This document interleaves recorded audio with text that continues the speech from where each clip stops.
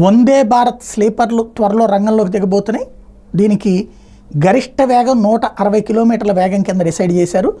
దీని డిజైన్ దాదాపు వందే భారత్ ఎక్స్ప్రెస్నే పోలి ఉంటుంది. ఈ రైల్లో మొత్తం 16 కోచ్లు ఉంటాయి. 823 బెర్తులు ఉంటాయి. ఇందులో ప్రయాణికులకు విమానం లాంటి సౌకర్యాలు కల్పిస్తారు. భోజనం, తాగునీరు అందించేందుకు చిన్న గది ఉంటుంది. వెలుపల భాగంలో ఆటోమేటిక్ డోర్, వాసన లేని టాయిలెట్లు ఉంటాయి. ఈ రైలు కోచ్లు పూర్తిగా సౌండ్ ప్రూఫ్గా ఉంటాయి. ప్రయాణ సమయంలో ప్రయాణికులకు మంచి నిద్ర కోసం సౌకర్యాన్ని అందిస్తాయి.